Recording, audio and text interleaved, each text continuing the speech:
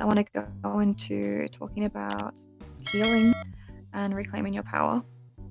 Because as we talked about, saying no is very, very hard. It's easier to say yes and go with any situations. Even before, trusting our gut is a very hard thing. It's very, very difficult. So we need to start to learn to trust our body, to trust our gut. If a situation shows green flags everywhere, but our body says no, trust that. And that happens in small practices as well. But one thing I recommend is doing anything where you can connect to your body, because it sounds weird, sounds kind of woo-woo, hippie, but your body literally holds every experience that you have. That's why we say trust your gut. So doing anything that can help you connect yourself to your body more, like breath work, visualization, movement, yoga, is really, really good.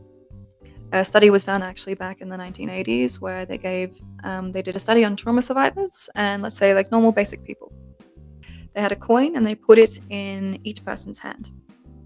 You know, the standard suburban person was like, okay, yeah, I can feel. They had their eyes closed, I can feel it's a coin, it's round, yeah, it's a coin. The trauma survivors couldn't even tell what shape it is or the weight. That's how much trauma or distressing experiences disconnect us from our body. And so how can we overcome those nervous system responses, the fight, the flight, the freeze? How can we feel safe in our body is by reconnecting ourselves back into our body. Deep breathing. When we go into stressful moments, what happens? Our heart rate goes up, our blood pressure goes up, we start to get brain fog. It's because we're not breathing properly, coming back and doing deep breathing. Any situation that helps. Even if you're having a stressful situation at work, it's chaotic environment, taking 2 minutes to come back to yourself will do much better than you pushing through. Okay, visualization, just going to do through meditation, and then movement as well. Light stretching, anything. Making a practice of this every day allows you to feel into your body, but just also allows you to process emotions. So when you do go into stressful situations, or if they happen, you can deal with them better. But I also really want to emphasize that survival is strength and it's nothing to be ashamed of. If you've ever had a moment where you have had a breakdown, if you have been violated by someone, speak up.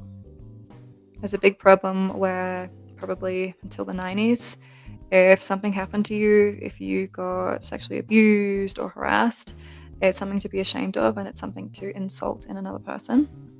That's not the reality anymore, and we need to remember that. And we can consciously know that, but we need to teach our body, we need to teach our subconscious mind that as well. So ask for support, get help, be open about your story, because the more we do, the more awareness we bring in, the more women in the Right now, there are so many standards, like we were talking about before, that are normal. Holding keys within our fingers, having to smile and laugh it off when we get harassed. But these are things that we should start to say no to. Not the keys thing, keep that. But talk about. The more we talk about it, the more we hold spaces like this, the more support we can gain from women. So I'm going to go through each response and how to deal with it. So first we have the fight response.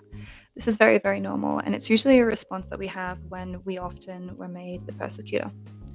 In family situations, in primary school situations as well, if we were often the person who was made the persecutor, we often have a need to fight. Now, when we go into these situations, when we fight, we receive, I don't want to say more blame, but we receive more negativity. It's important to take a deep breath and calm your nervous system down. There's a thing we say in therapy all the time, and it's that we can control nothing in life but two things: our reactions and our breath. Because we can't control our thoughts, we can't control the way other people react, but we can control the way we react and our breath. So if you're finding yourself in a moment needing to fight, now fighting can be good depending on the situation, but fighting can also put more fuel onto the fire. Come back to your breath. Okay, same for the moment of flight. Now, flight is probably one of our best reasonings, but it's important for us to, again, look at the situation and deep breathe. Come back to our breath, that calms our nervous system. Same with freeze. When we go into the moment of freeze, it is literally the way that our body reacts when there is no other way but to shut down. Your body shuts down to protect you, especially when escape feels not impossible. If you go through a stage like that, just remember what's happening is valid. whether you scream, whether you don't. Pain isn't measured by reaction, and your story doesn't need to be dramatic to be taken seriously or either. Come back to yourself, breathe, and don't blame yourself. When we go into moments of fight, flight, or freeze, again, our nervous system reaction, oftentimes we'll go into it more because we beat ourselves up. But education around this for ourselves is very, very important, but also for others. So when we go into those moments, we can have people to support us.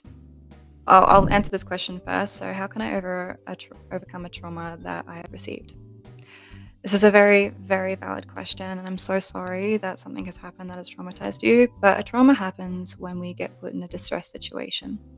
But it's not the situation itself that causes the trauma, it's the ability to not have support or the right emotional processing skills after. We're not able to process that experience, so instead part of our mind gets trapped in that experience and we relive it again and again and again because our mind, our subconscious, is actually trying to let it go. It wants to let go of these feelings, but we were never taught the safety mechanisms how in that moment. And instead we have triggers that re-trigger it again and again and again. For example, I had a client who always had a trigger. She would hear a loud noise, especially a car, and it would put her in a very, very dark place. But what that memory was back when she was a child, her father had a motorbike. And whenever she heard the motorbike, she knew he was going to come home and potentially beat her. Our mind gets trapped in these experiences and relives them again and again and again.